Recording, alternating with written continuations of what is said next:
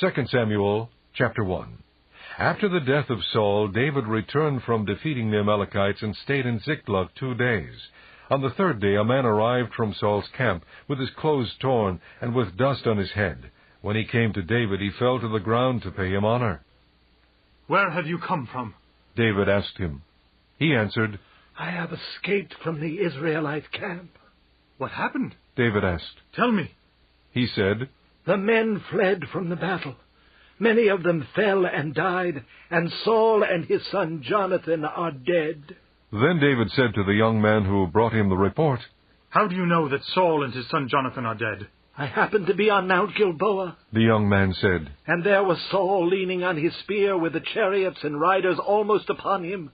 When he turned around and saw me, he called out to me, and I said, 'What can I do?' He asked me, 'Who are you?' 'An Amalekite,' I answered. Then he said to me, 'Stand over me and kill me. I am in the throes of death, but I am still alive.' So I stood over him and killed him, because I knew that after he had fallen he could not survive. And I took the crown that was on his head and the band on his arm, and have brought them here to my lord."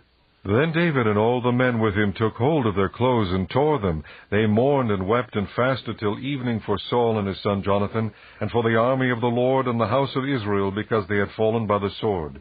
David said to the young man who brought him the report, "Where are you from?" "I am the son of an alien, an Amalekite." He answered. David asked him, "Why were you not afraid to lift your hand to destroy the Lord's anointed?" Then David called one of his men and said, "Go, strike him down." So he struck him down, and he died. For David had said to him, "Your blood be on your own head. Your own mouth testified against you when you said, 'I killed the Lord's anointed.'" David took up this lament concerning Saul and his son Jonathan, and ordered that the men of Judah be taught this lament of the bow. It is written in the book of Jashar. "Your glory, O Israel, lies slain on your heights. How the mighty have fallen. Tell it not in Gath. Proclaim it not in the streets of Ashkelon, lest the daughters of the Philistines be glad, lest the daughters of the uncircumcised rejoice. O mountains of Gilboa, may you have neither dew nor rain, nor fields that yield offerings of grain. For there the shield of the mighty was defiled, the shield of Saul no longer rubbed with oil. From the blood of the slain, from the flesh of the mighty, the bow of Jonathan did not turn back. The sword of Saul did not return unsatisfied. Saul and Jonathan, in life they were loved and gracious, and in death they were not parted. They were swifter than eagles, they were stronger than lions.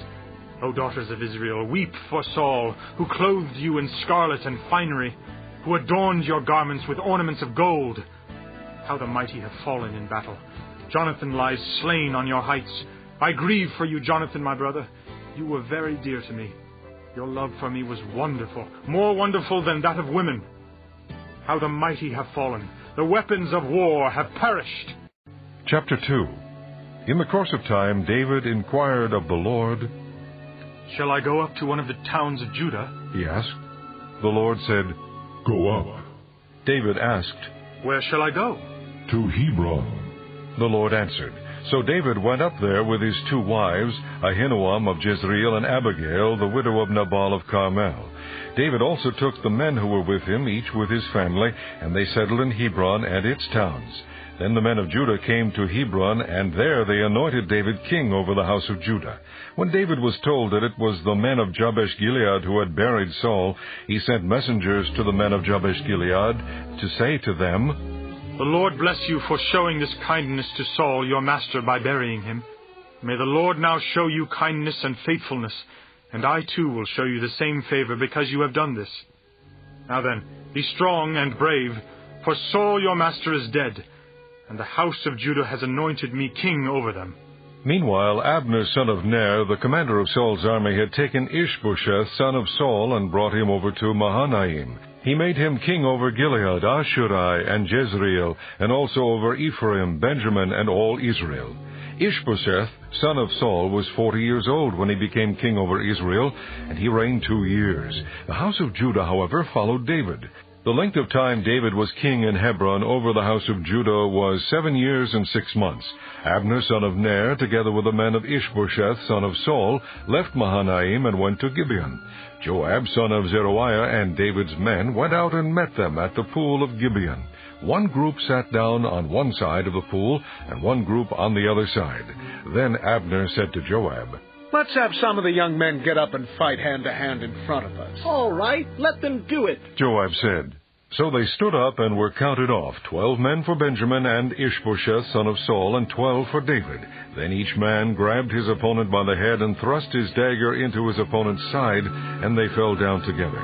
So that place in Gibeon was called Helkath Hazurim. The battle that day was very fierce, and Abner and the men of Israel were defeated by David's men. The 3 sons of Zeruiah were there, Joab, Ishbosheth, and Asahel. Now Asahel was as fleet-footed as a wild gazelle. He chased Abner, turning neither to the right nor to the left as he pursued him. Abner looked behind him and asked, "Is that you, Asahel?"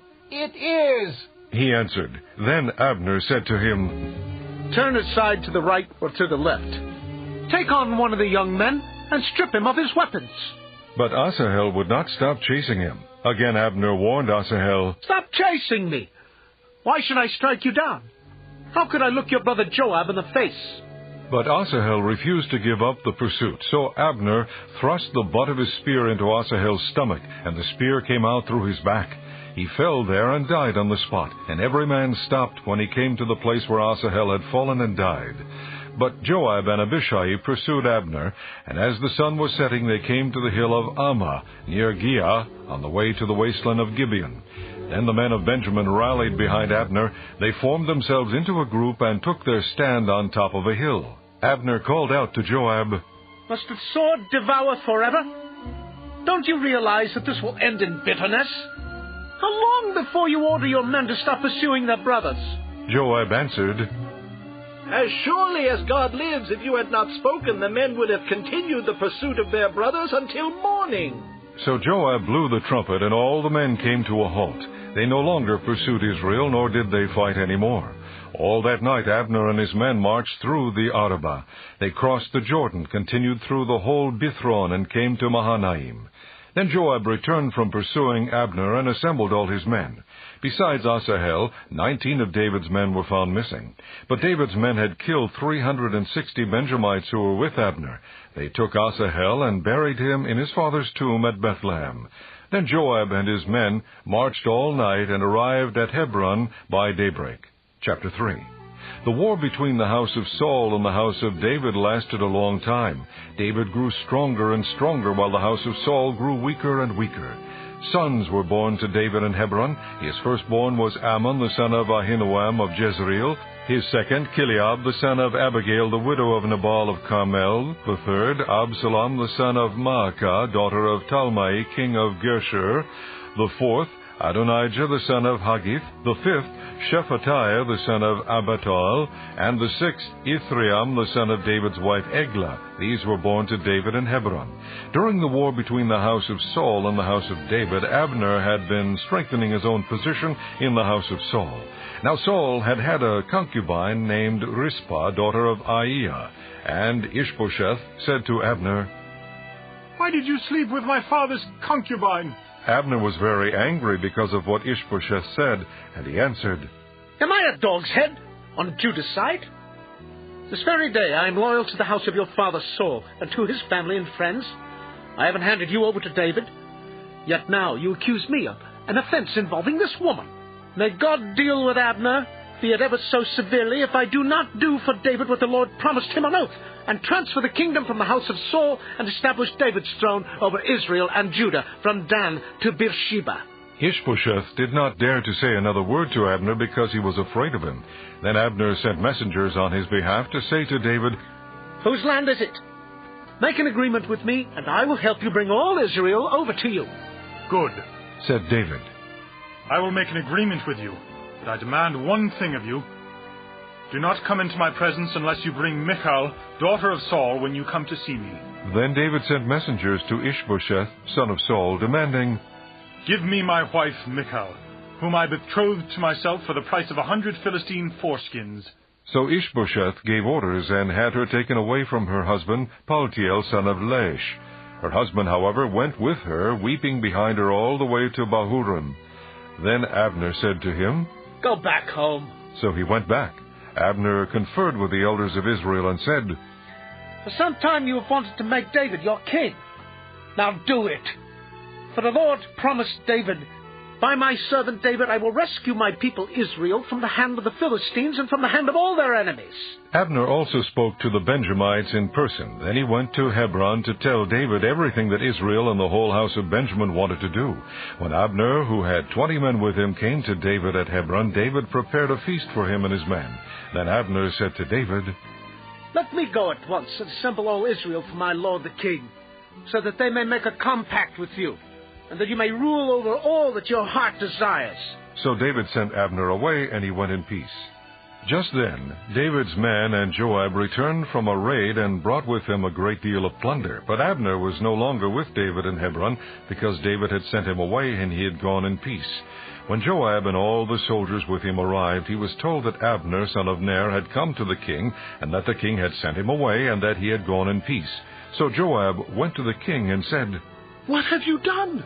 Look, Abner came to you. Why did you let him go? Now he is gone. You know Abner, son of Ner. He came to deceive you and observe your movements and find out everything you are doing. Joab then left David and sent messengers after Abner, and they brought him back from the well of Sirah. But David did not know it. Now when Abner returned to Hebron, Joab took him aside into the gateway, as though to speak with him privately, and there, to avenge the blood of his brother Asahel, Joab stabbed him in the stomach, and he died. Later, when David heard about this, he said, I and my kingdom are forever innocent before the Lord concerning the blood of Abner son of Ner. May his blood fall upon the head of Joab, and upon all his father's house. May Joab's house never be without someone who has a running sore, or leprosy, or who leans on a crutch, or who falls by the sword, or who lacks food. Joab and his brother Abishai murdered Abner because he had killed their brother Asahel in the battle at Gibeon. Then David said to Joab and all the people with him, Tear your clothes, and put on sackcloth, and walk in mourning in front of Abner. King David himself walked behind the bier. They buried Abner in Hebron, and the king wept aloud at Abner's tomb. All the people wept also. The king sang this lament for Abner. Should Abner have died as the lawless die? Your hands were not bound, your feet were not fettered. You fell as one falls before wicked men. And all the people wept over him again. Then they all came and urged David to eat something while it was still day, but David took an oath, saying, May God deal with me, be it ever so severely, if I taste bread or anything else before the sun sets. All the people took note and were pleased. Indeed, everything the king did pleased them. So on that day all the people and all Israel knew that the king had no part in the murder of Abner son of Ner. Then the king said to his men, Do you not realize that a prince and a great man has fallen in Israel this day? And today, though I am the anointed king, I am weak, and these sons of Zeruiah are too strong for me. May the Lord repay the evildoer according to his evil deeds. Chapter 4. When Ishbosheth, son of Saul, heard that Abner had died in Hebron, he lost courage, and all Israel became alarmed. Now Saul's son had 2 men who were leaders of raiding bands. One was named Baanah, and the other Rechab. They were sons of Rimmon the Beerothite, from the tribe of Benjamin. Beeroth is considered part of Benjamin, because the people of Beeroth fled to Gittaim and have lived there as aliens to this day. Jonathan, son of Saul, had a son who was lame in both feet. He was 5 years old when the news about Saul and Jonathan came from Jezreel. His nurse picked him up and fled, but as she hurried to leave, he fell and became crippled. His name was Mephibosheth.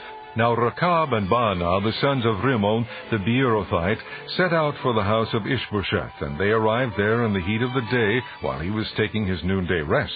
They went into the inner part of the house as if to get some wheat, and they stabbed him in the stomach. Then Rechab and his brother Baanah slipped away. They had gone into the house while he was lying on the bed in his bedroom. After they stabbed and killed him, they cut off his head. Taking it with them, they traveled all night by way of the Arabah. They brought the head of Ishbosheth to David at Hebron, and said to the king, Here is the head of Ishbosheth, son of Saul, your enemy, who tried to take your life. This day the Lord has avenged my lord the king against Saul and his offspring." David answered Rechab and his brother Baanah, the sons of Rimmon the Beerothite, "As surely as the Lord lives, who has delivered me out of all trouble, when a man told me Saul is dead and thought he was bringing good news, I seized him and put him to death in Ziklag. That was the reward I gave him for his news. How much more, when wicked men have killed an innocent man in his own house and on his own bed? Should I not now demand his blood from your hand and rid the earth of you?" So David gave an order to his men, and they killed them. They cut off their hands and feet and hung the bodies by the pool in Hebron. But they took the head of Ishbosheth and buried it in Abner's tomb at Hebron. Chapter 5. All the tribes of Israel came to David at Hebron and said, "We are your own flesh and blood.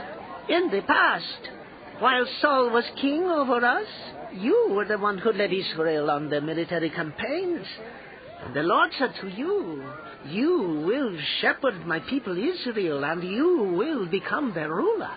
When all the elders of Israel had come to King David at Hebron, the king made a compact with them at Hebron before the Lord, and they anointed David king over Israel.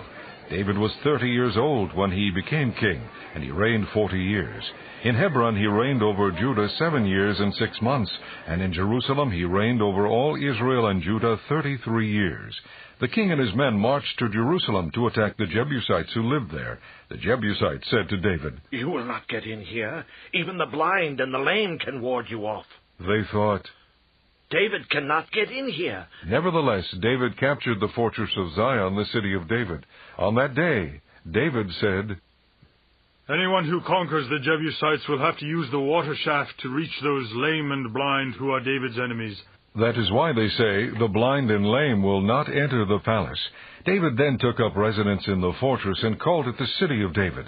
He built up the area around it from the supporting terraces inward, and he became more and more powerful because the Lord God Almighty was with him. Now Hiram, king of Tyre, sent messengers to David along with cedar logs and carpenters and stonemasons, and they built a palace for David. And David knew that the Lord had established him as king over Israel and had exalted his kingdom for the sake of his people Israel. After he left Hebron, David took more concubines and wives in Jerusalem, and more sons and daughters were born to him.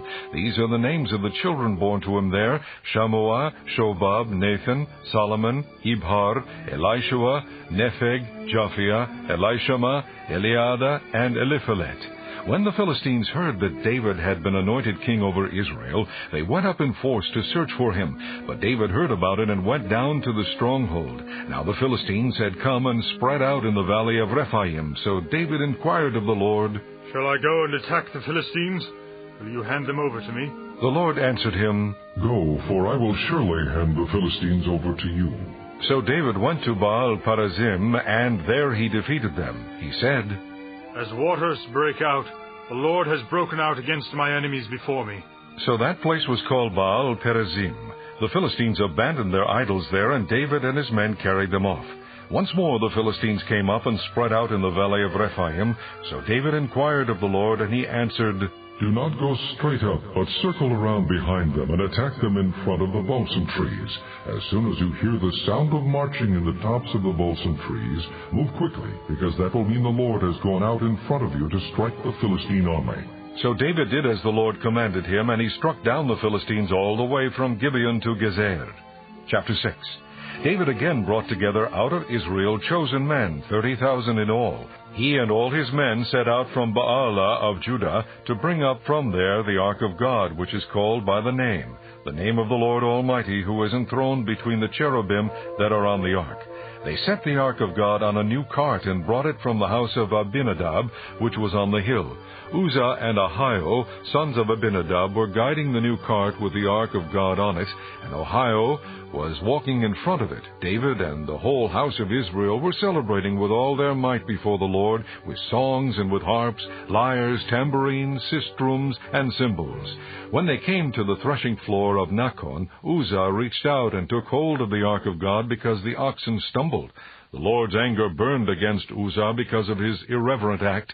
Therefore God struck him down, and he died there beside the ark of God. Then David was angry because the Lord's wrath had broken out against Uzzah, and to this day that place is called Perez Uzzah.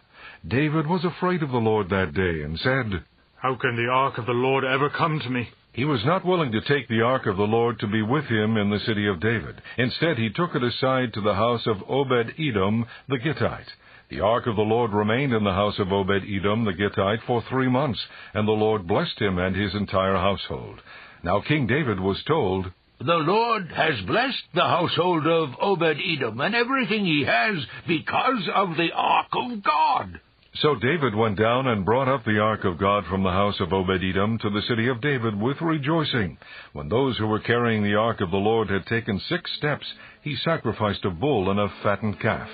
David, wearing a linen ephod, danced before the Lord with all his might, while he and the entire house of Israel brought up the ark of the Lord with shouts and the sound of trumpets. As the ark of the Lord was entering the city of David, Michal, daughter of Saul, watched from a window. And when she saw King David leaping and dancing before the Lord, she despised him in her heart. They brought the ark of the Lord and set it in its place inside the tent that David had pitched for it, and David sacrificed burnt offerings and fellowship offerings before the Lord. After he had finished sacrificing the burnt offerings and fellowship offerings, he blessed the Lord in the name of the Lord Almighty. Then he gave a loaf of bread, a cake of dates, and a cake of raisins to each person in the whole crowd of Israelites, both men and women, and all the people went to their homes. When David returned home to bless his household, Michal, daughter of Saul, came out to meet him and said, How the king of Israel has distinguished himself today, disrobing in the sight of the slave girls of his servants as any vulgar fellow would. David said to Michal, It was before the Lord who chose me rather than your father, or anyone from his house, when he appointed me ruler over the Lord's people Israel. I will celebrate before the Lord.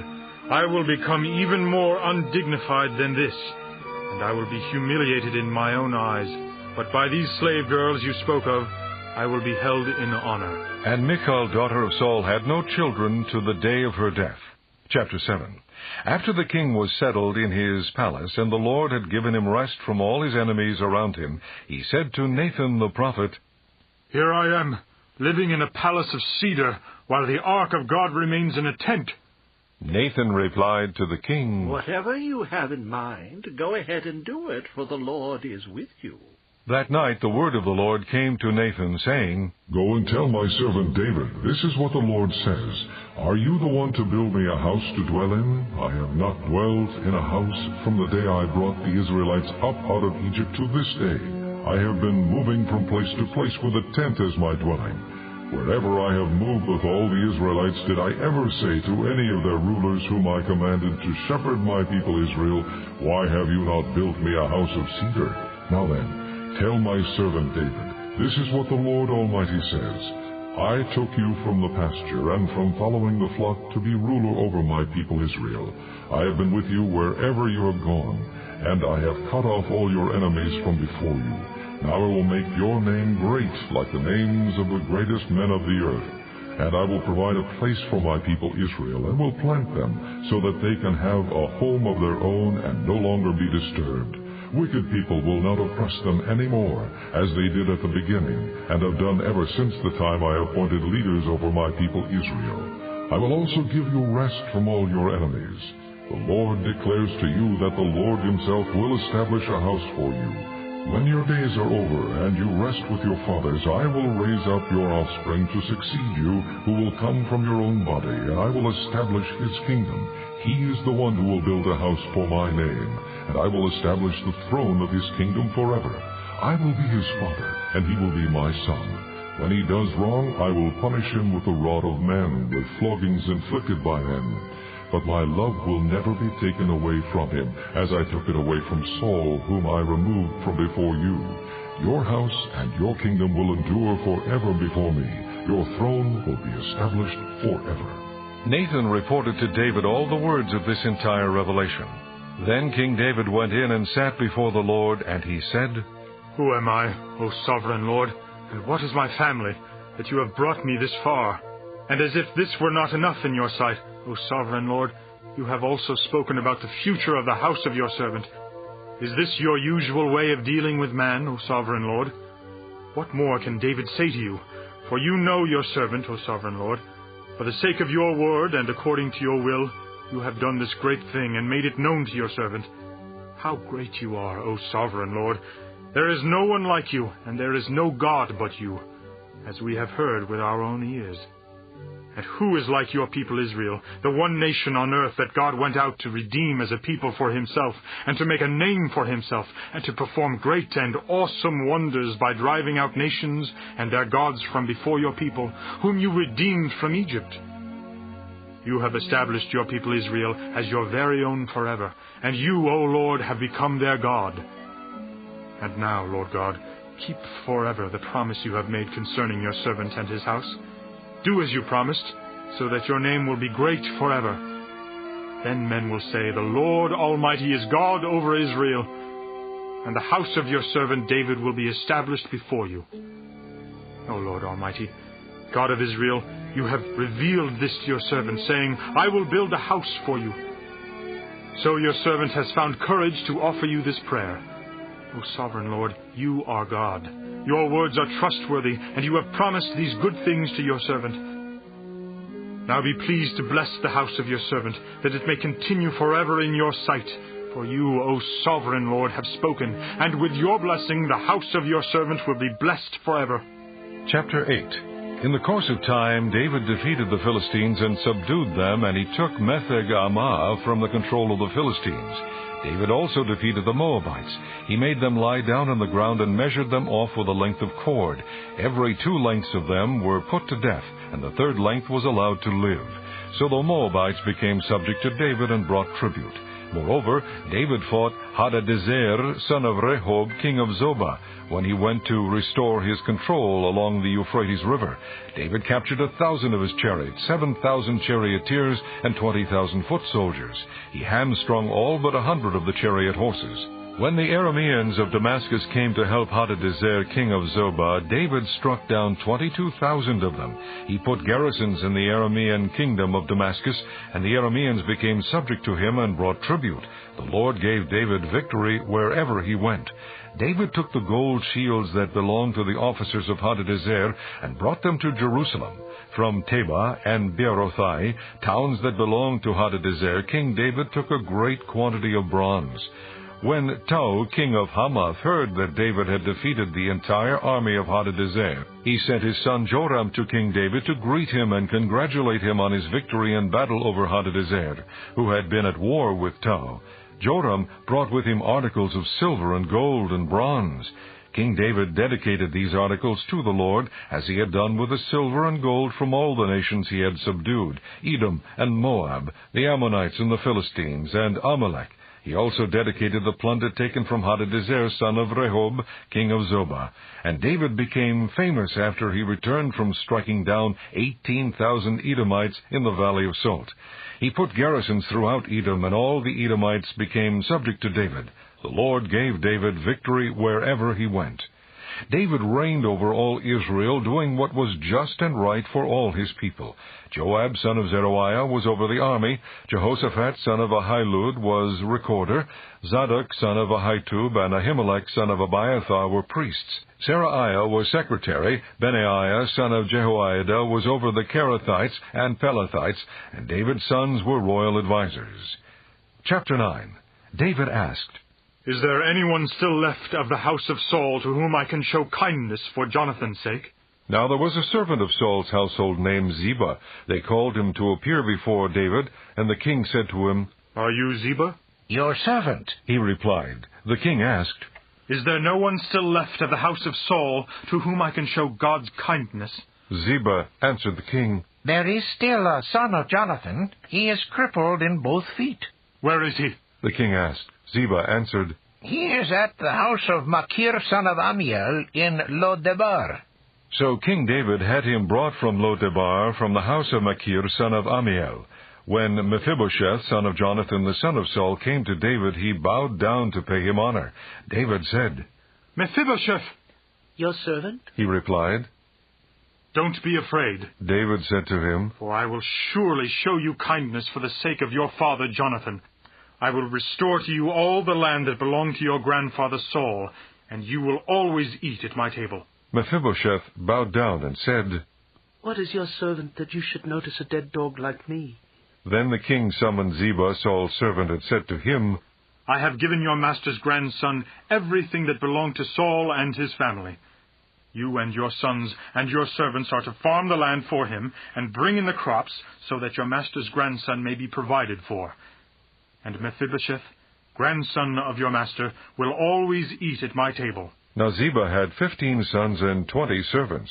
Then Ziba said to the king, Your servant will do whatever my lord the king commands his servant to do. So Mephibosheth ate at David's table like one of the king's sons. Mephibosheth had a young son named Micah, and all the members of Ziba's household were servants of Mephibosheth. And Mephibosheth lived in Jerusalem because he always ate at the king's table, and he was crippled in both feet. Chapter 10. In the course of time, the king of the Ammonites died, and his son Hanun succeeded him as king. David thought, I will show kindness to Hanun, son of Nahash, just as his father showed kindness to me. So David sent a delegation to express his sympathy to Hanun concerning his father. When David's men came to the land of the Ammonites, the Ammonite nobles said to Hanun, their lord, Do you think David is honoring your father by sending men to you to express sympathy? Hasn't David sent them to you to explore the city and spy it out and overthrow it? So Hanun seized David's men, shaved off half of each man's beard, cut off their garments in the middle at the buttocks, and sent them away. When David was told about this, he sent messengers to meet the men, for they were greatly humiliated. The king said, Stay at Jericho till your beards have grown, and then come back. When the Ammonites realized they had become a stench in David's nostrils, they hired 20,000 Aramean foot soldiers from Beth-rehob and Zobah, as well as the king of Maacah with 1,000 men, and also 12,000 men from Tob. On hearing this, David sent Joab out with the entire army of fighting men. The Ammonites came out and drew up in battle formation at the entrance to their city gate, while the Arameans of Zobah and Rehob and the men of Tob and Maacah were by themselves in the open country. Joab saw that there were battle lines in front of him and behind him, so he selected some of the best troops in Israel and deployed them against the Arameans. He put the rest of the men under the command of Abishai, his brother, and deployed them against the Ammonites. Joab said, If the Arameans are too strong for me, then you are to come to my rescue. But if the Ammonites are too strong for you, then I will come to rescue you. Be strong and let us fight bravely for our people and the cities of our God. The Lord will do what is good in his sight. Then Joab and the troops with him advanced to fight the Arameans, and they fled before him. When the Ammonites saw that the Arameans were fleeing, they fled from Abishai and went inside the city. So Joab returned from fighting the Ammonites and came to Jerusalem. After the Arameans saw that they had been routed by Israel, they regrouped. Hadadezer had Arameans brought from beyond the river. They went to Helam with Shobach, the commander of Hadadezer's army, leading them. When David was told of this, he gathered all Israel, crossed the Jordan, and went to Helam. The Arameans formed their battle lines to meet David and fought against him, but they fled before Israel, and David killed 700 of their charioteers and 40,000 of their foot soldiers. He also struck down Shobach, the commander of their army, and he died there. When all the kings who were vassals of Hadadezer saw that they had been defeated by Israel, they made peace with the Israelites and became subject to them. So the Arameans were afraid to help the Ammonites any more. Chapter 11.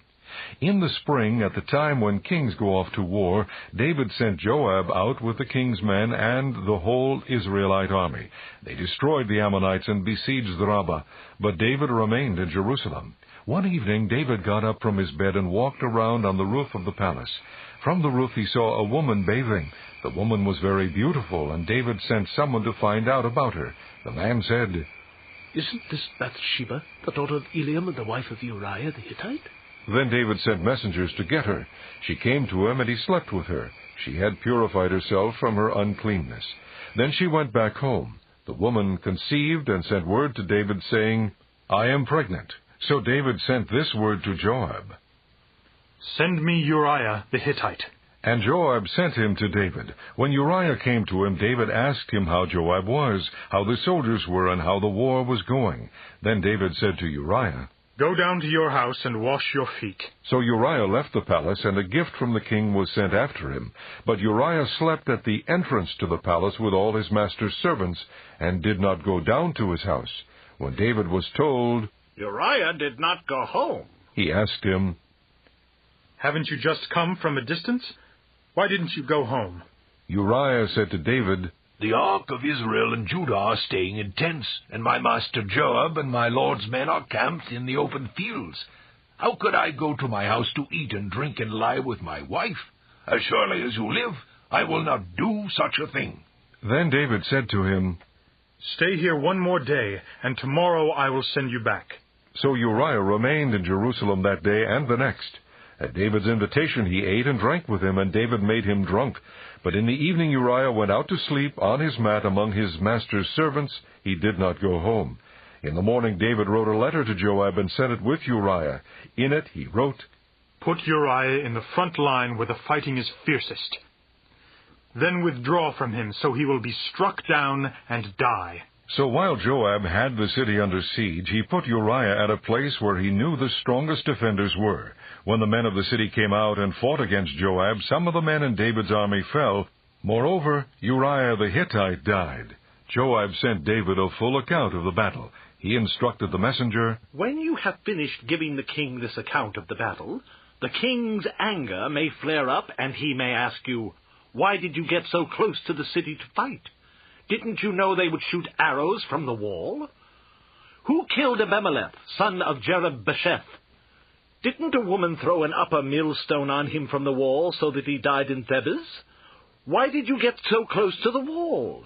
If he asks you this, then say to him, 'Also your servant Uriah the Hittite is dead.'" The messenger set out, and when he arrived he told David everything Joab had sent him to say. The messenger said to David, The men overpowered us and came out against us in the open, but we drove them back to the entrance to the city gate. Then the archers shot arrows at your servants from the wall, and some of the king's men died. Moreover, your servant Uriah the Hittite is dead." David told the messenger, "Say this to Joab. Don't let this upset you. The sword devours one as well as another. Press the attack against the city and destroy it. Say this to encourage Joab." When Uriah's wife heard that her husband was dead, she mourned for him. After the time of mourning was over, David had her brought to his house, and she became his wife and bore him a son. But the thing David had done displeased the Lord. Chapter 12. The Lord sent Nathan to David. When he came to him, he said, "There were 2 men in a certain town, one rich and the other poor. The rich man had a very large number of sheep and cattle, but the poor man had nothing except one little ewe lamb he had bought. He raised it, and it grew up with him and his children. It shared his food, drank from his cup, and even slept in his arms. It was like a daughter to him. Now a traveler came to the rich man, but the rich man refrained from taking one of his own sheep or cattle to prepare a meal for the traveler who had come to him. Instead, he took the ewe lamb that belonged to the poor man and prepared it for the one who had come to him." David burned with anger against the man and said to Nathan, "As surely as the Lord lives, the man who did this deserves to die. He must pay for that lamb 4 times over, because he did such a thing and had no pity." Then Nathan said to David, "You are the man. This is what the Lord, the God of Israel, says. I anointed you king over Israel, and I delivered you from the hand of Saul. I gave your master's house to you, and your master's wives into your arms. I gave you the house of Israel and Judah. And if all this had been too little, I would have given you even more. Why did you despise the word of the Lord by doing what is evil in his eyes? You struck down Uriah the Hittite with the sword and took his wife to be your own. You killed him with the sword of the Ammonites. Now therefore the sword will never depart from your house, because you despised me and took the wife of Uriah the Hittite to be your own. This is what the Lord says. Out of your own household I am going to bring calamity upon you. Before your very eyes I will take your wives and give them to one who is close to you, and he will lie with your wives in broad daylight. You did it in secret, but I will do this thing in broad daylight before all Israel." Then David said to Nathan, "I have sinned against the Lord." Nathan replied, "The Lord has taken away your sin. You are not going to die. But because by doing this you have made the enemies of the Lord show utter contempt, the son born to you will die." After Nathan had gone home, the Lord struck the child that Uriah's wife had borne to David, and he became ill. David pleaded with God for the child. He fasted and went into his house and spent the nights lying on the ground. The elders of his household stood beside him to get him up from the ground, but he refused, and he would not eat any food with them. On the seventh day the child died. David's servants were afraid to tell him that the child was dead, for they thought, "While the child was still living, we spoke to David, but he would not listen to us. How can we tell him the child is dead? He may do something desperate." David noticed that his servants were whispering among themselves, and he realized the child was dead. "Is the child dead?" he asked. "Oh, yes," they replied. "He is dead." Then David got up from the ground. After he had washed, put on lotions, and changed his clothes, he went into the house of the Lord and worshipped. Then he went to his own house, and at his request they served him food, and he ate. His servants asked him, "Why are you acting this way? While the child was alive, you fasted and wept, but now that the child is dead, you get up and eat." He answered, "While the child was still alive, I fasted and wept.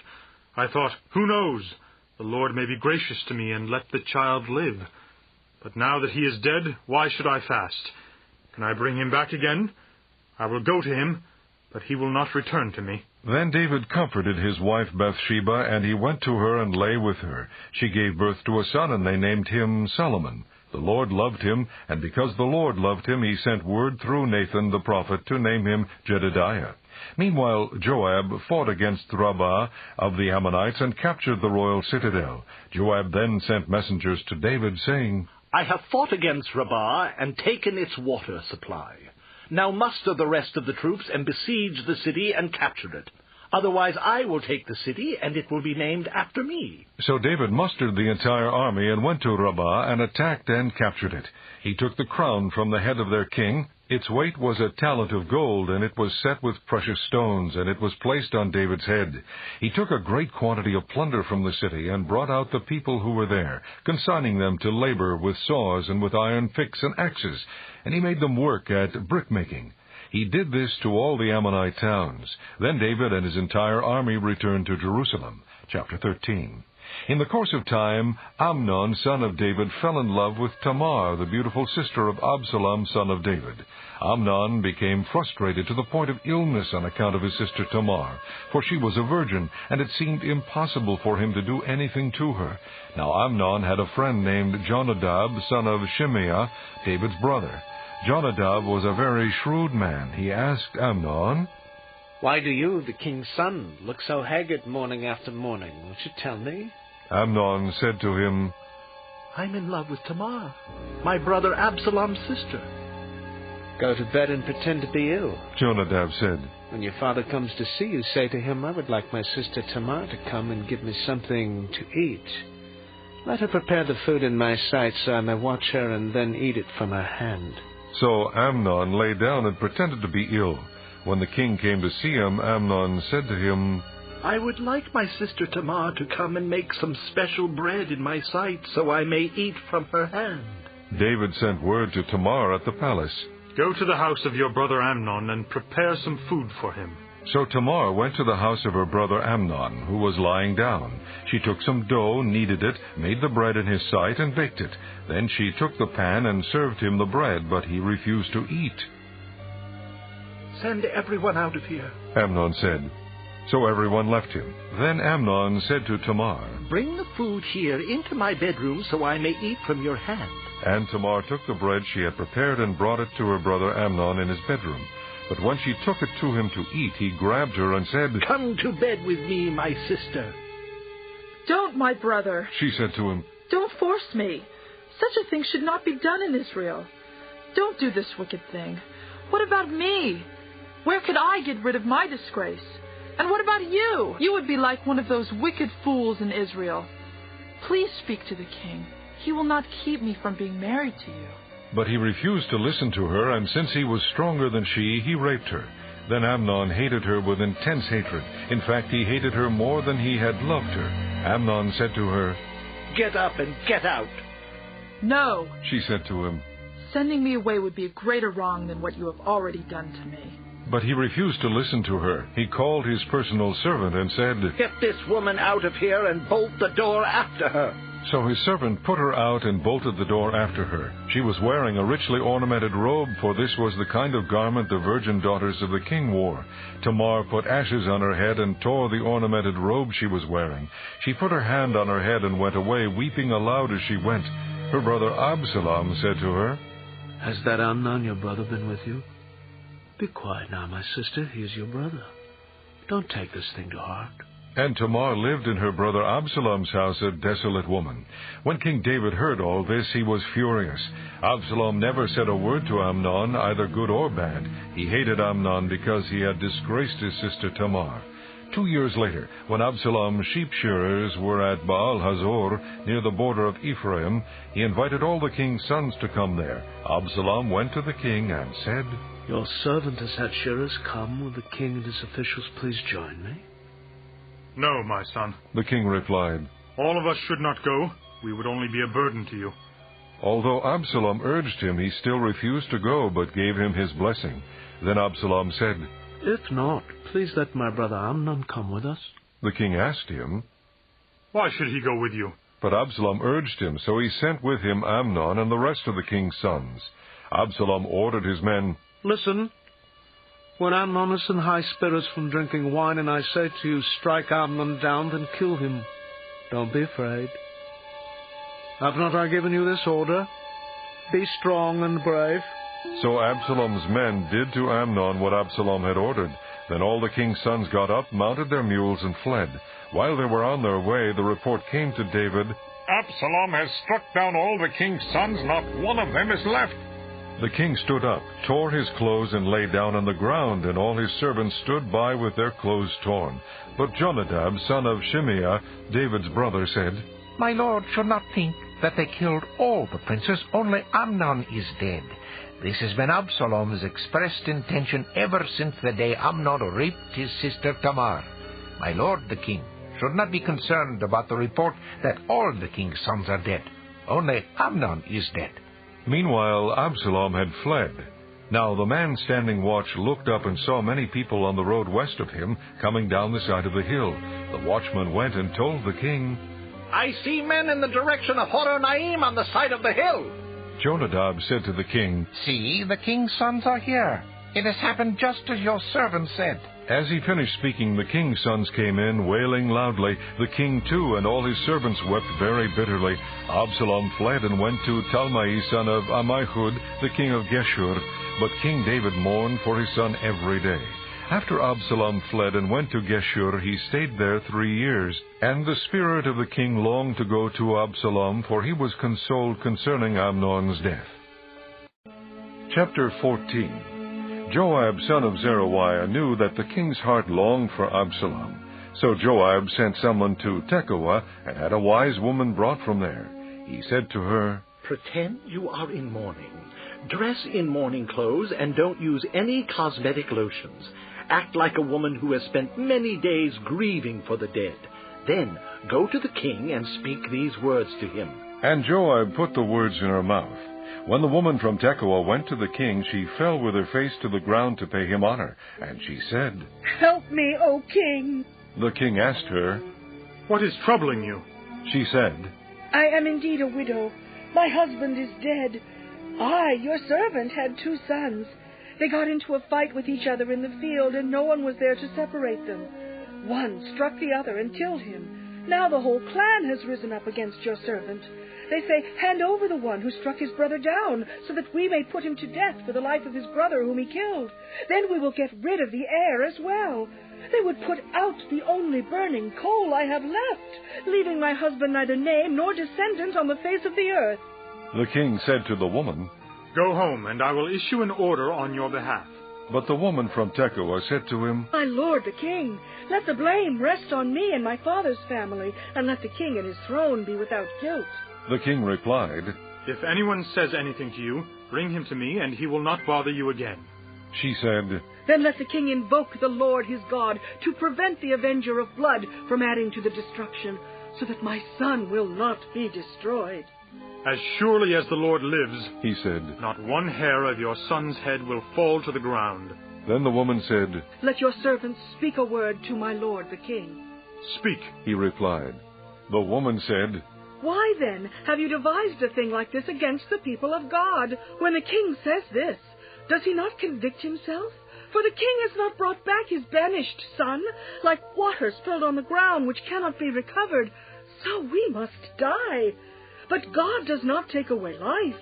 Instead, he devises ways so that a banished person may not remain estranged from him. And now I have come to say this to my lord the king, because the people have made me afraid. Your servant thought, I will speak to the king. Perhaps he will do what his servant asks. Perhaps the king will agree to deliver his servant from the hand of the man who is trying to cut off both me and my son from the inheritance God gave us. And now your servant says, May the word of my lord the king bring me rest, for my lord the king is like an angel of God in discerning good and evil. May the Lord your God be with you. Then the king said to the woman, Do not keep from me the answer to what I am going to ask you. Let my lord the king speak. The woman said. The king asked, Isn't the hand of Joab with you in all this? The woman answered, As surely as you live, my lord the king, no one can turn to the right or to the left from anything my lord the king says. Yes, it was your servant Joab who instructed me to do this, and who put all these words into the mouth of your servant. Your servant Joab did this to change the present situation. My lord has wisdom like that of an angel of God. He knows everything that happens in the land. The king said to Joab, Very well, I will do it. Go, bring back the young man Absalom. Joab fell with his face to the ground to pay him honor, and he blessed the king. Joab said, Today your servant knows that he has found favor in your eyes, my lord the king, because the king has granted his servant's request. Then Joab went to Geshur and brought Absalom back to Jerusalem. But the king said, He must go to his own house. He must not see my face. So Absalom went to his own house and did not see the face of the king. In all Israel there was not a man so highly praised for his handsome appearance as Absalom. From the top of his head to the sole of his foot there was no blemish in him. Whenever he cut the hair of his head, he used to cut his hair from time to time when it became too heavy for him. He would weigh it, and its weight was 200 shekels by the royal standard. 3 sons and a daughter were born to Absalom. The daughter's name was Tamar, and she became a beautiful woman. Absalom lived 2 years in Jerusalem without seeing the king's face. Then Absalom sent for Joab in order to send him to the king. But Joab refused to come to him. So he sent a second time, but he refused to come. Then he said to his servants, Look, Joab's field is next to mine, and he has barley there. Go and set it on fire. So Absalom's servants set the field on fire. Then Joab did go to Absalom's house, and he said to him, Why have your servants set my field on fire? Absalom said to Joab, Look, I sent word to you and said, Come here so I can send you to the king to ask, Why have I come from Geshur? It would be better for me if I was still there. Now then, I want to see the king's face, and if I am guilty of anything, let him put me to death. So Joab went to the king and told him this. Then the king summoned Absalom, and he came in and bowed down with his face to the ground before the king. And the king kissed Absalom. Chapter 15. In the course of time, Absalom provided himself with a chariot and horses, and with 50 men to run ahead of him. He would get up early and stand by the side of the road leading to the city gate. Whenever anyone came with a complaint to be placed before the king for a decision, Absalom would call out to him, What town are you from? He would answer, Your servant is from one of the tribes of Israel. Then Absalom would say to him, Look, your claims are valid and proper, but there is no representative of the king to hear you. And Absalom would add, If only I were appointed judge in the land. Then everyone who has a complaint or case could come to me, and I would see that he gets justice. Also, whenever anyone approached him to bow down before him, Absalom would reach out his hand, take hold of him, and kiss him. Absalom behaved in this way toward all the Israelites who came to the king asking for justice, and so he stole the hearts of the men of Israel. At the end of 4 years, Absalom said to the king, "Let me go to Hebron and fulfill a vow I made to the Lord. While your servant was living at Geshur in Aram, I made this vow. If the Lord takes me back to Jerusalem, I will worship the Lord in Hebron." The king said to him, "Go in peace." So he went to Hebron. Then Absalom sent secret messengers throughout the tribes of Israel to say, "As soon as you hear the sound of the trumpets, then say, 'Absalom is king in Hebron.'" 200 men from Jerusalem had accompanied Absalom. They had been invited as guests and went quite innocently, knowing nothing about the matter. While Absalom was offering sacrifices, he also sent for Ahithophel the Gilonite, David's counselor, to come from Gilo, his hometown. And so the conspiracy gained strength, and Absalom's following kept on increasing. A messenger came and told David, "The hearts of the men of Israel are with Absalom." Then David said to all his officials who were with him in Jerusalem, "Come, we must flee, or none of us will escape from Absalom. We must leave immediately, or he will move quickly to overtake us and bring ruin upon us and put the city to the sword." The king's officials answered him, "Your servants are ready to do whatever our lord the king chooses." The king set out with his entire household following him, but he left 10 concubines to take care of the palace. So the king set out with all the people following him, and they halted at a place some distance away. All his men marched past him, along with all the Kerethites and Pelethites, and all the 600 Gittites who had accompanied him from Gath marched before the king. The king said to Ittai the Gittite, "Why should you come along with us? Go back and stay with King Absalom. You are a foreigner, an exile from your homeland. You came only yesterday, and today shall I make you wander about with us, when I do not know where I am going? Go back and take your countrymen. May kindness and faithfulness be with you." But Ittai replied to the king, "As surely as the Lord lives, and as my lord the king lives, wherever my lord the king may be, whether it means life or death, there will your servant be." David said to Ittai, "Go ahead, march on." So Ittai the Gittite marched on with all his men and the families that were with him. The whole countryside wept aloud as all the people passed by. The king also crossed the Kidron Valley, and all the people moved on toward the desert. Zadok was there too, and all the Levites who were with him were carrying the Ark of the Covenant of God. They set down the Ark of God, and Abiathar offered sacrifices until all the people had finished leaving the city. Then the king said to Zadok, "Take the Ark of God back into the city. If I find favor in the Lord's eyes, he will bring me back and let me see it and his dwelling place again. But if he says, 'I am not pleased with you,' then I am ready. Let him do to me whatever seems good to him."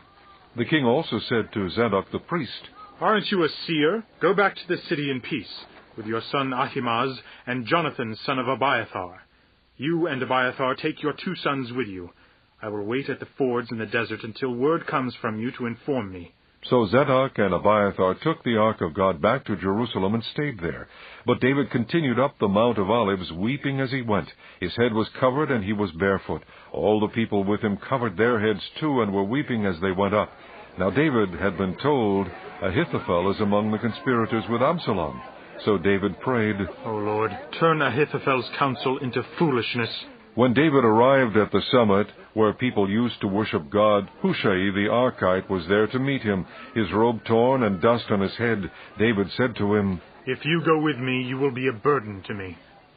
But if you return to the city and say to Absalom, 'I will be your servant, O king. I was your father's servant in the past, but now I will be your servant,' then you can help me by frustrating Ahithophel's advice. Won't the priests Zadok and Abiathar be there with you? Tell them anything you hear in the king's palace. Their 2 sons, Ahimaaz, son of Zadok, and Jonathan, son of Abiathar, are there with them. Send them to me with anything you hear." So David's friend Hushai arrived at Jerusalem as Absalom was entering the city. Chapter 16. When David had gone a short distance beyond the summit, there was Ziba, the steward of Mephibosheth, waiting to meet him. He had a string of donkeys saddled and loaded with 200 loaves of bread, 100 cakes of raisins, 100 cakes of figs, and a skin of wine. The king asked Ziba, "Why have you brought these?"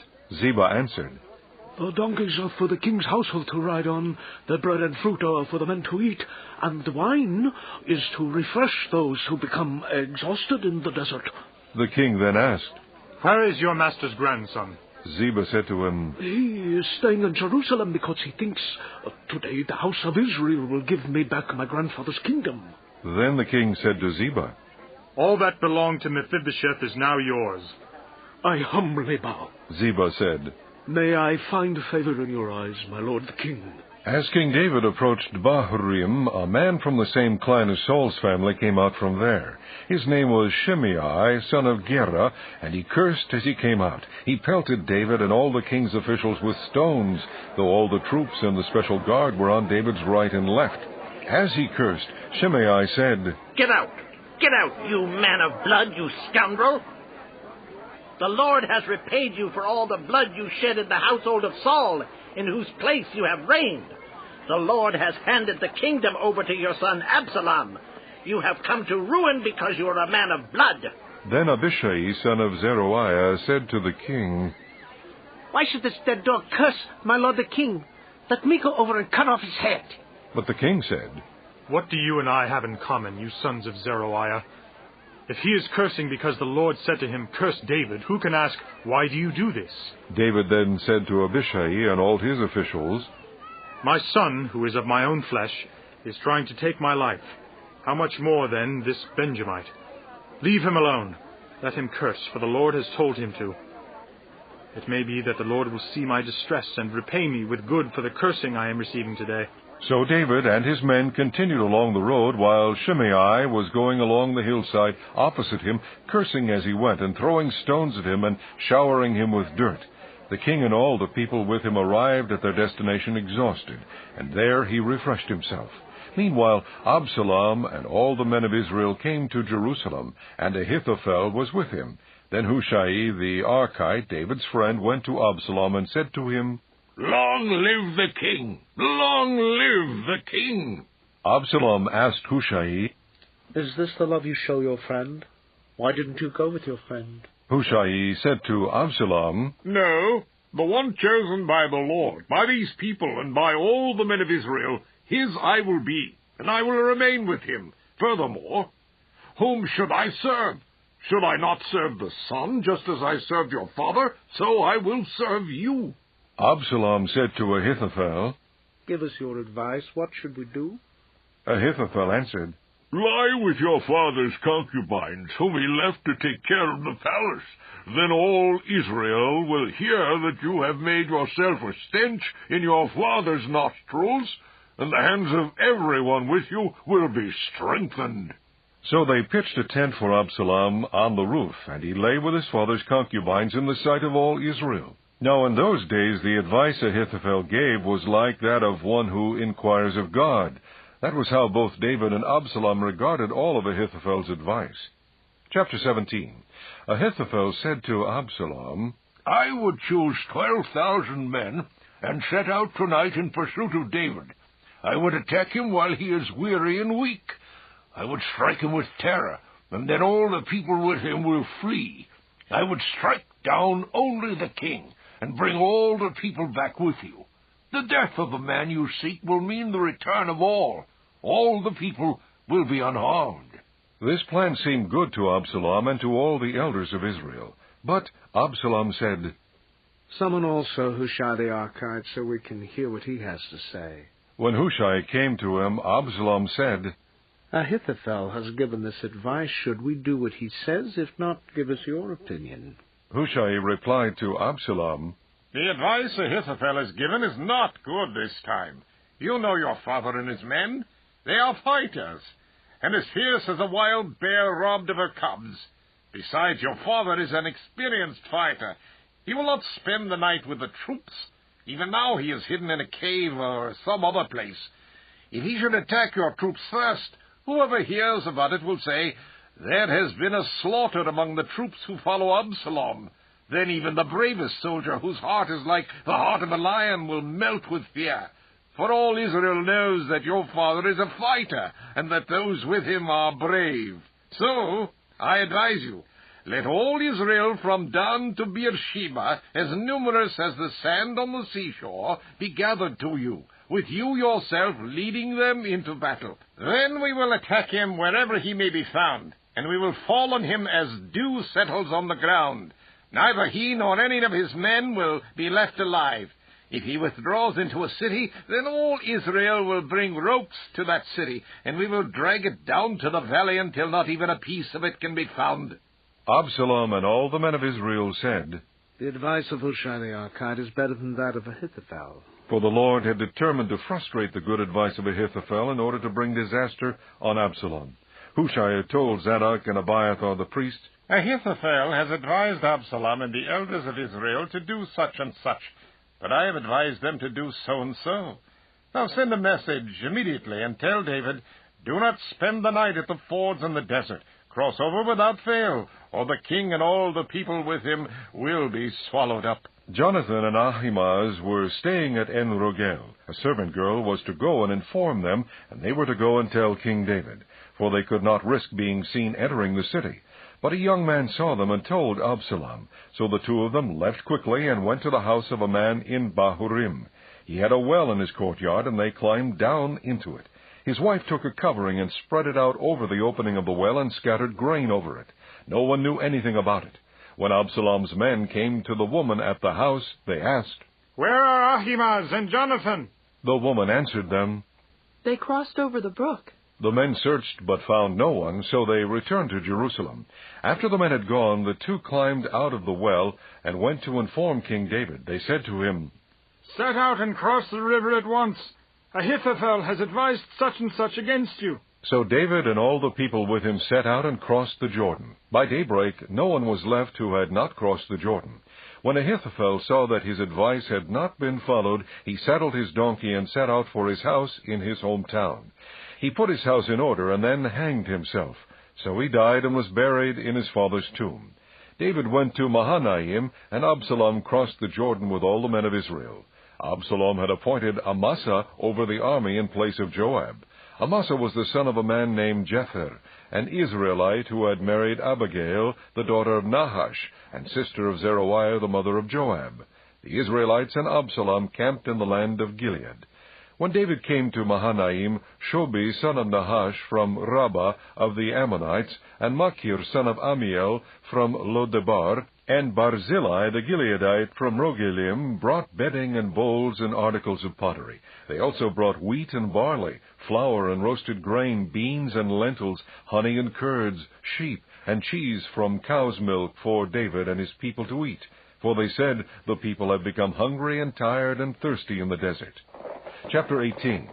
David mustered the men who were with him and appointed over them commanders of thousands and commanders of hundreds. David sent the troops out, a third under the command of Joab, a third under Joab's brother Abishai, son of Zeruiah, and a third under Ittai the Gittite. The king told the troops, "I myself will surely march out with you." But the men said, "You must not go on. If we are forced to flee, they won't care about us." "Even if half of us die, they won't care. But you are worth 10,000 of us." "It will be better now for you to give us support from the city." The king answered, "I will do whatever seems best to you." So the king stood beside the gate while all the men marched out in units of hundreds and of thousands. The king commanded Joab, Abishai, and Ittai, "Be gentle with the young man Absalom for my sake." And all the troops heard the king giving orders concerning Absalom to each of the commanders. The army marched into the field to fight Israel, and the battle took place in the forest of Ephraim. There the army of Israel was defeated by David's men, and the casualties that day were great, 20,000 men. The battle spread out over the whole countryside, and the forest claimed more lives that day than the sword. Now Absalom happened to meet David's men. He was riding his mule, and as the mule went under the thick branches of a large oak, Absalom's head got caught in the tree. He was left hanging in midair, while the mule he was riding kept on going. When one of the men saw this, he told Joab, "I just saw Absalom hanging in an oak tree." Joab said to the man who had told him this, "What? You saw him? Why didn't you strike him to the ground right there? Then I would have had to give you 10 shekels of silver and a warrior's belt." But the man replied, "Even if 1,000 shekels were weighed out into my hands, I would not lift my hand against the king's son in our hearing." The king commanded you and Abishai and Ittai, protect the young man Absalom for my sake. And if I had put my life in jeopardy, and nothing is hidden from the king, you would have kept your distance from me. Joab said, I am not going to wait like this for you. So he took 3 javelins in his hand and plunged them into Absalom's heart while Absalom was still alive in the oak tree. And 10 of Joab's armor-bearers surrounded Absalom, struck him, and killed him. Then Joab sounded the trumpet, and the troops stopped pursuing Israel, for Joab halted them. They took Absalom, threw him into a big pit in the forest, and piled up a large heap of rocks over him. Meanwhile, all the Israelites fled to their homes. During his lifetime, Absalom had taken a pillar and erected it in the king's valley as a monument to himself, for he thought, I have no son to carry on the memory of my name. He named the pillar after himself, and it is called Absalom's monument to this day. Now Ahimaaz, son of Zadok, said, Let me run and take the news to the king that the Lord has delivered him from the hand of his enemies. You are not the one to take the news today. Joab told him. You may take the news another time, but you must not do so today, because the king's son is dead. Then Joab said to a Cushite, Go, tell the king what you have seen. The Cushite bowed down before Joab and ran off.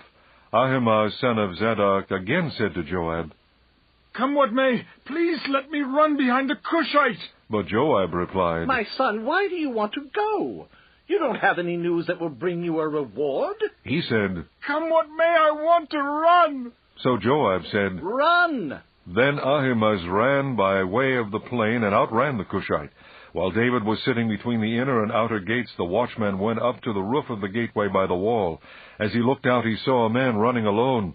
The watchman called out to the king and reported it. The king said, If he is alone, he must have good news. And the man came closer and closer. Then the watchman saw another man running, and he called down to the gatekeeper, Look! Another man running alone! The king said, He must be bringing good news, too. The watchman said, It seems to me that the first one runs like Ahimaaz, son of Zadok.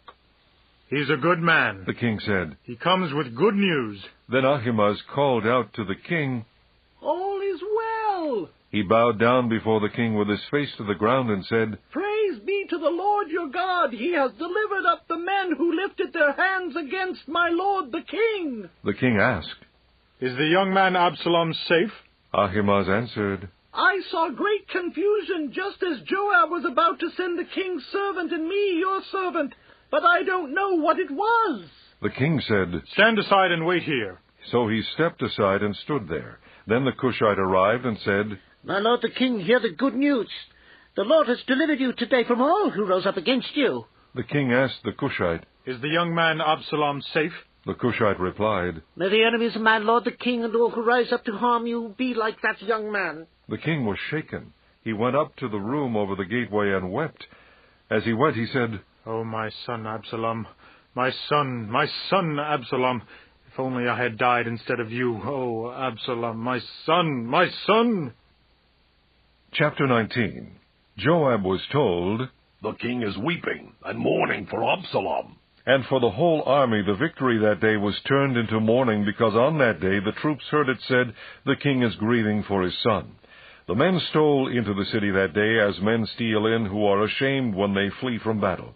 The king covered his face and cried aloud, Oh, my son Absalom! Oh, Absalom, my son, my son! Then Joab went into the house to the king and said, Today you have humiliated all your men who have just saved your life and the lives of your sons and daughters and the lives of your wives and concubines. You love those who hate you and hate those who love you. You have made it clear today that the commanders and their men mean nothing to you. I see that you would be pleased if Absalom were alive today and all of us were dead. Now go out and encourage your men. I swear by the Lord that if you don't go out, not a man will be left with you by nightfall. This will be worse for you than all the calamities that have come upon you from your youth till now. So the king got up and took his seat in the gateway. When the men were told the king is sitting in the gateway, they all came before him. Meanwhile, the Israelites had fled to their homes. Throughout the tribe of Israel, the people were all arguing with each other, saying, The king delivered us from the hand of our enemies. He is the one who rescued us from the hand of the Philistines. But now he has fled the country because of Absalom. And Absalom, who we anointed to rule over us, has died in battle.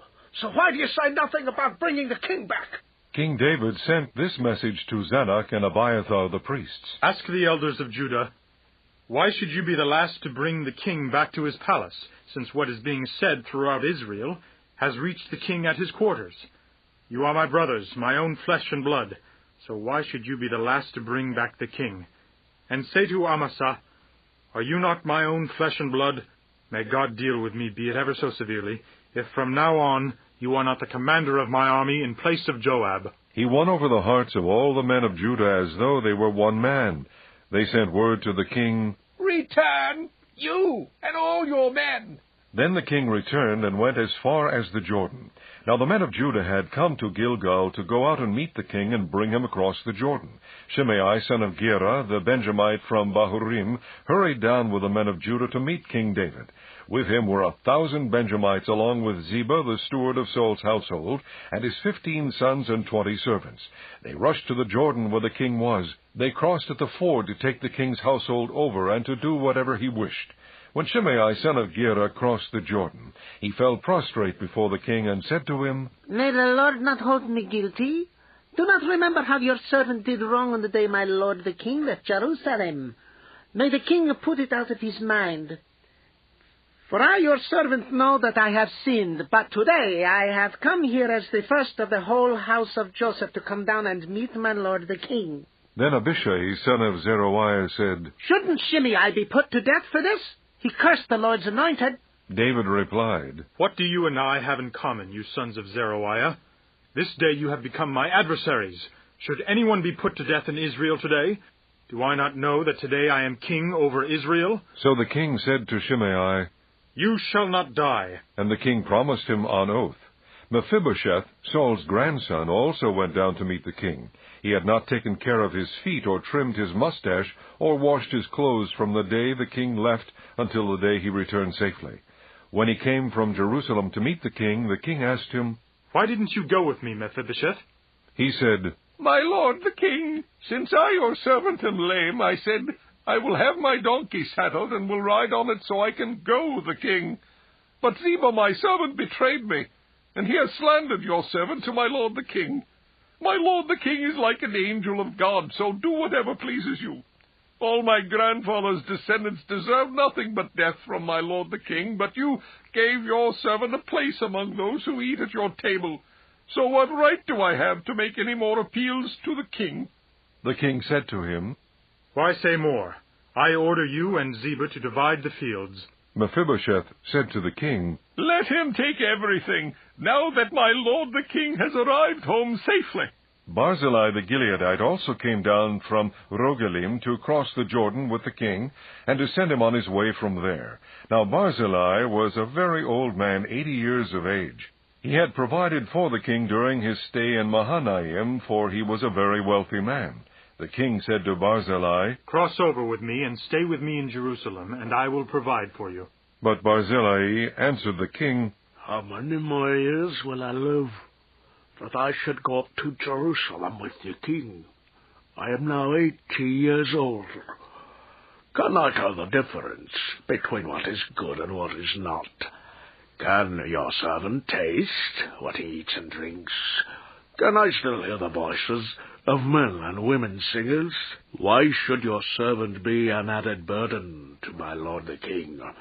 Your servant will cross over the Jordan with the king for a short distance, but why should the king reward me in this way? Let your servant return, that I may die in my own town near the tomb of my father and mother. But here is your servant Kimham. Let him cross over with my lord the king. Do for him whatever pleases you. The king said, Kimham shall cross over with me, and I will do for him whatever pleases you, and anything you desire from me I will do for you. So all the people crossed the Jordan, and then the king crossed over. The king kissed Barzillai and gave him his blessing, and Barzillai returned to his home. When the king crossed over to Gilgal, Kimham crossed with him. All the troops of Judah and half the troops of Israel had taken the king over. Soon all the men of Israel were coming to the king and saying to him, Why did our brothers, the men of Judah, steal the king away and bring him and his household across the Jordan together with all his men? All the men of Judah answered the men of Israel, We did this because the king is closely related to us. Why are you angry about it? Have we eaten any of the king's provisions? Have we taken anything for ourselves? Then the men of Israel answered the men of Judah, We have 10 shares in the king, and besides, we have a greater claim on David than you have. So why do you treat us with contempt? Were we not the first to speak of bringing back our king? But the men of Judah responded even more harshly than the men of Israel. Chapter 20. Now a troublemaker named Sheba, son of Bichri, a Benjamite, happened to be there. He sounded the trumpet and shouted, We have no share in David, no part in Jesse's son. Every man to his tent, O Israel. So all the men of Israel deserted David to follow Sheba, son of Bichri, but the men of Judah stayed by their king all the way from the Jordan to Jerusalem. When David returned to his palace in Jerusalem, he took the 10 concubines he had left to take care of the palace and put them in a house under guard. He provided for them, but did not lie with them. They were kept in confinement till the day of their death, living as widows. Then the king said to Amasa, Summon the men of Judah to come to me within 3 days, and be here yourself. But when Amasa went to summon Judah, he took longer than the time the king had set for him. David said to Abishai, Now Sheba, son of Bichri, will do us more harm than Absalom did. Take your master's men and pursue him, or he will find fortified cities and escape from us. So Joab's men and the Kerethites and Pelethites and all the mighty warriors went out under the command of Abishai. They marched out from Jerusalem to pursue Sheba, son of Bichri. While they were at the great rock in Gibeon, Amasa came to meet them. Joab was wearing his military tunic, and strapped over it at his waist was a belt with a dagger in its sheath. As he stepped forward, it dropped out of its sheath. Joab said to Amasa, How are you, my brother? Then Joab took Amasa by the beard with his right hand to kiss him.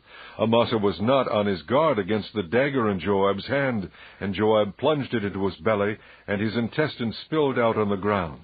Without being stabbed again, Amasa died. Then Joab and his brother Abishai pursued Sheba, son of Bichri.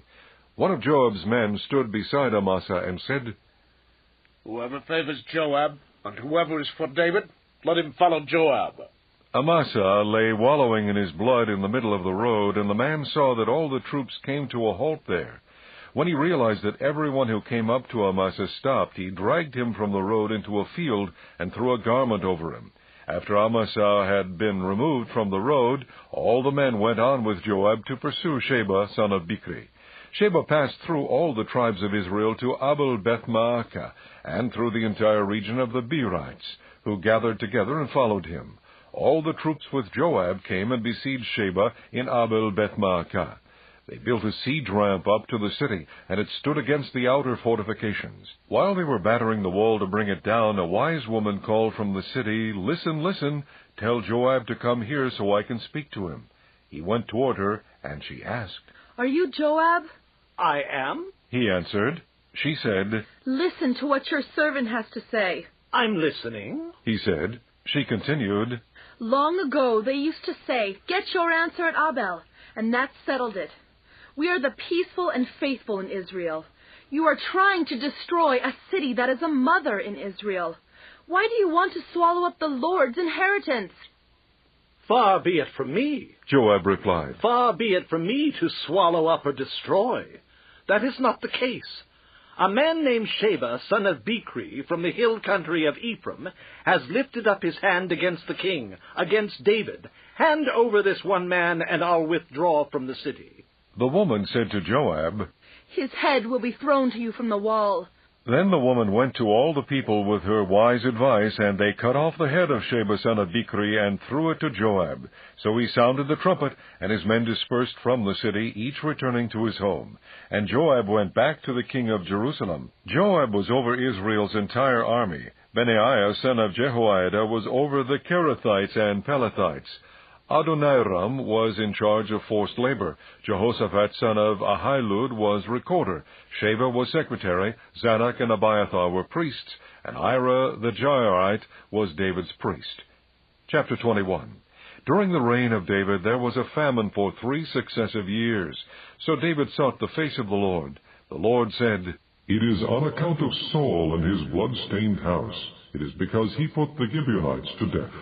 The king summoned the Gibeonites and spoke to them. Now the Gibeonites were not a part of Israel, but were survivors of the Amorites. The Israelites had sworn to spare them, but Saul in his zeal for Israel and Judah had tried to annihilate them. David asked the Gibeonites, What shall I do for you? How shall I make amends so that you will bless the Lord's inheritance? The Gibeonites answered him, We have no right to demand silver or gold from Saul or his family, nor do we have the right to put anyone in Israel to death. What do you want me to do for you? David asked. They answered the king, As for the man who destroyed us and plotted against us so that we have been decimated and have no place anywhere in Israel, let 7 of his male descendants be given to us, to be killed and exposed before the Lord at Gibeah of Saul, the Lord's chosen one. So the king said, I will give them to you. The king spared Mephibosheth, son of Jonathan, the son of Saul, because of the oath before the Lord between David and Jonathan, son of Saul. But the king took Armoni and Mephibosheth, the 2 sons of Aiah's daughters Rizpah, whom she had borne to Saul, together with the 5 sons of Saul's daughter Merab, whom she had borne to Adriel, son of Barzillai, the Mahalathite. He handed them over to the Gibeonites, who killed and exposed them on a hill before the Lord. All 7 of them fell together. They were put to death during the first days of the harvest, just as the barley harvest was beginning. Rizpah, daughter of Aiah, took sackcloth and spread it out for herself on a rock. From the beginning of the harvest till the rain poured down from the heavens on the bodies, she did not let the birds of the air touch them by day, or the wild animals by night. When David was told what Aiah's daughter Rizpah, Saul's concubine, had done, he went and took the bones of Saul and his son Jonathan from the citizens of Jabesh-Gilead. They had taken them secretly from the public square at Beth-shan, where the Philistines had hung them after they struck Saul down at Gilboa. David brought the bones of Saul and his son Jonathan from there, and the bones of those who had been killed and exposed were gathered up. They buried the bones of Saul and his son Jonathan in the tomb of Saul's father Kish, at Zelah in Benjamin, and did everything the king commanded. After that, God answered prayer in behalf of the land. Once again there was a battle between the Philistines and Israel. David went down with his men to fight against the Philistines, and he became exhausted. And Ishbi-benob, one of the descendants of Rapha, whose bronze spearhead weighed 300 shekels, and who was armed with a new sword, said he would kill David. But Abishai, son of Zeruiah, came to David's rescue. He struck the Philistine down and killed him. Then David's men swore to him, saying, Never again will you go out with us to battle, so that the lamp of Israel will not be extinguished. In the course of time there was another battle with the Philistines at Gob. At that time Sibbecai the Hushathite killed Saph, one of the descendants of Rapha. In another battle with the Philistines at Gob, Elhanan, son of Jare-Oregim, the Bethlehemite, killed Goliath the Gittite, who had a spear with a shaft like a weaver's rod. In still another battle which took place at Gath, there was a huge man with 6 fingers on each hand and 6 toes on each foot, 24 in all. He also was descended from Rapha. When he taunted Israel, Jonathan, son of Shimei, David's brother, killed him. These 4 were descendants of Rapha in Gath, and they fell at the hands of David and his men. Chapter 22. David sang to the Lord the words of this song when the Lord delivered him from the hand of all his enemies and from the hand of Saul. He said, The Lord is my rock, my fortress and my deliverer. My God is my rock, in whom I take refuge, my shield and the horn of my salvation. He is my stronghold, my refuge and my Savior. From violent men you save me. I call to the Lord, who is worthy of praise, and I am saved from my enemies. The waves of death swirled about me. The torrents of destruction overwhelmed me. The cords of the grave coiled around me. The snares of death confronted me. In my distress I called to the Lord. I called out to my God. From his temple he heard my voice. My cry came to his ears. The earth trembled and quaked. The foundations of the heavens shook. They trembled because he was angry. Smoke rose from his nostrils. Consuming fire came from his mouth. Burning coals blazed out of it. He parted the heavens and came down. Dark clouds were under his feet. He mounted the cherubim and flew. He soared on the wings of the wind. He made darkness his canopy around him, the dark rain clouds of the sky. Out of the brightness of his presence, bolts of lightning blazed forth. The Lord thundered from heaven. The voice of the Most High resounded. He shot arrows and scattered the enemies, bolts of lightning, and routed them. The valleys of the sea were exposed, and the foundations of the earth laid bare at the rebuke of the Lord, at the blast of breath from his nostrils. He reached down from on high and took hold of me. He drew me out of deep waters. He rescued me from my powerful enemy, from my foes who were too strong for me. They confronted me in the day of my disaster, but the Lord was my support. He brought me out into a spacious place. He rescued me because he delighted in me. The Lord has dealt with me according to my righteousness. According to the cleanness of my hands he has rewarded me. For I have kept the ways of the Lord. I have not done evil by turning from my God. All his laws are before me. I have not turned away from his decrees. I have been blameless before him and have kept myself from sin. The Lord has rewarded me according to my righteousness, according to my cleanness in his sight. To the faithful you show yourself faithful. To the blameless you show yourself blameless. To the pure you show yourself pure, but to the crooked you show yourself shrewd. You save the humble, but your eyes are on the haughty to bring them low. You are my lamp, O Lord. The Lord turns my darkness into light. With your help I can advance against a troop. With my God I can scale a wall. As for God, his way is perfect. The word of the Lord is flawless. He is a shield for all who take refuge in him. For who is God besides the Lord? And who is the rock except our God? It is God who arms me with strength and makes my way perfect. He makes my feet like the feet of a deer. He enables me to stand on the heights. He trains my hands for battle. My arms can bend a bow of bronze. You give me your shield of victory. You stoop down to make me great. You broaden the path beneath me so that my ankles do not turn. I pursued my enemies and crushed them. I did not turn back till they were destroyed. I crushed them completely, and they could not rise. They fell beneath my feet. You armed me with strength for battle. You made my adversaries bow at my feet. You made my enemies turn their backs in flight, and I destroyed my foes. They cried for help, but there was no one to save them. To the Lord, but he did not answer. I beat them as fine as the dust of the earth. I pounded and trampled them like mud in the streets. You have delivered me from the attacks of my people. You have preserved me as the head of nations. People I did not know are subject to me, and foreigners come cringing to me. As soon as they hear me, they obey me. They all lose heart. They come trembling from their strongholds. The Lord lives. Praise be to my rock. Exalted be God, the rock, my Savior. He is the God who avenges me, who puts the nations under me, who sets me free from my enemies. You exalted me above my foes. From violent men you rescued me. Therefore I will praise you, O Lord, among the nations. I will sing praises to your name. He gives his king great victories. He shows unfailing kindness to his anointed, to David and his descendants forever. Chapter 23.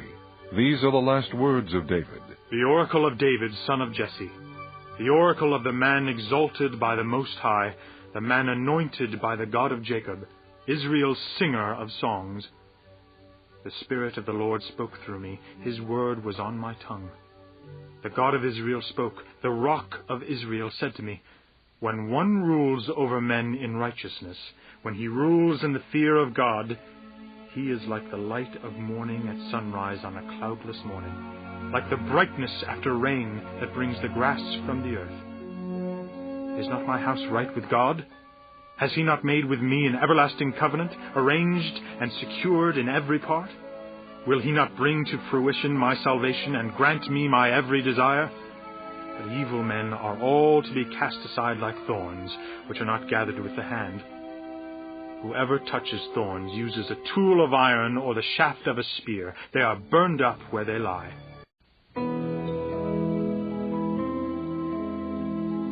These are the names of David's mighty men. Josheb-Bashebeth, a Tekemonite, was chief of the three. He raised his spear against 800 men, whom he killed in one encounter. Next to him was Eleazar, son of Dodai, the Ahohite. As one of the three mighty men, he was with David when they taunted the Philistines gathered at Pasdamim for battle. Then the men of Israel retreated, but he stood his ground and struck down the Philistines till his hand grew tired and froze to the sword. The Lord brought about a great victory that day. The troops returned to Eleazar, but only to strip the dead. Next to him was Shammah, son of Agi, the Hararite. When the Philistines banded together at a place where there was a field full of lentils, Israel's troops fled from them. But Shammah took his stand in the middle of the field. He defended it and struck the Philistines down, and the Lord brought about a great victory. During harvest time, 3 of the 30 chief men came down to David at the cave of Adullam, while a band of Philistines was encamped in the valley of Rephaim. At that time David was in the stronghold, and the Philistine garrison was at Bethlehem. David longed for water and said, "Oh, that someone would get me a drink of water from the well near the gate of Bethlehem." So the 3 mighty men broke through the Philistine lines, drew water from the well near the gate of Bethlehem, and carried it back to David, but he refused to drink it. Instead, he poured it out before the Lord. "Far be it from me, O Lord, to do this," he said. "Is it not the blood of men who went at the risk of their lives?" And David would not drink it. Such were the exploits of the 3 mighty men. Abishai, the brother of Joab, son of Zeruiah, was chief of the 3. He raised his spear against 300 men whom he killed, and so he became as famous as the 3. Was he not held in greater honor than the 3? He became their commander, even though he was not included among them. Benaiah, son of Jehoiada, was a valiant fighter from Kabzeel, who performed great exploits. He struck down 2 of Moab's best men. He also went down into a pit on a snowy day and killed a lion. And he struck down a huge Egyptian. Although the Egyptian had a spear in his hand, Benaiah went against him with a club. He snatched the spear from the Egyptian's hand and killed him with his own spear. Such were the exploits of Benaiah, son of Jehoiada. He too was as famous as the 3 mighty men. He was held in greater honor than any of the 30, but he was not included among the 3, and David put him in charge of his bodyguard. Among the 30 were Asahel, the brother of Joab, Elhanan, son of Dodo from Bethlehem, Shammah the Harodite, Elika the Harodite, Halez the Paltite, Ira son of Ikesh from Tekoa, Abiezer from Anathoth, Mebunai the Hushathite, Zalmon the Ahohite, Maharai the Netophathite, Haled son of Baana the Netophathite, Ithai son of Ribai from Gibeah in Benjamin, Benaiah the Pirathonite, Hedai from the ravines of Gaash, Abi Albon the Arbathite, Azmavath the Barhumite, Eliabah the Shahabonite, the sons of Jashan, Jonathan son of Shammah the Hararite, Ahiam son of Sharar the Hararite, Eliphelet son of Ahashbai the Maakathite, Eliam son of Ahithophel the Gilonite, Hezro the Carmelite, Paarai the Arbite, Igal son of Nathan from Zobah,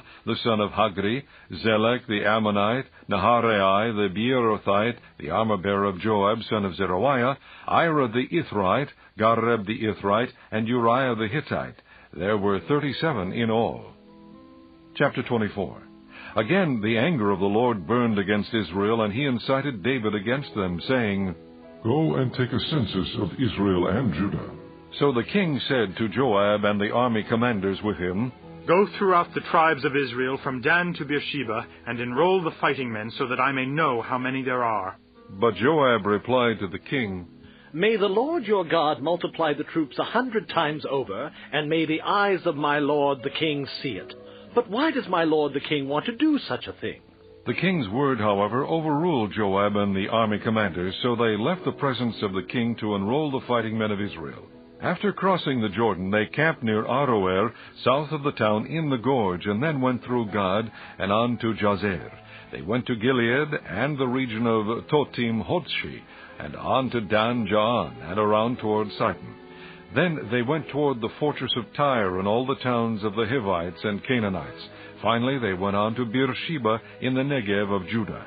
After they had gone through the entire land, they came back to Jerusalem at the end of 9 months and 20 days. Joab reported the number of the fighting men to the king. In Israel there were 800,000 able-bodied men who could handle a sword, and in Judah 500,000.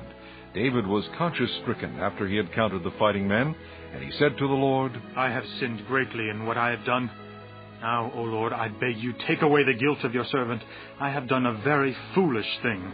Before David got up the next morning, the word of the Lord had come to Gad the prophet, David's seer. Go and tell David, this is what the Lord says. I am giving you 3 options. Choose one of them for me to carry out against you.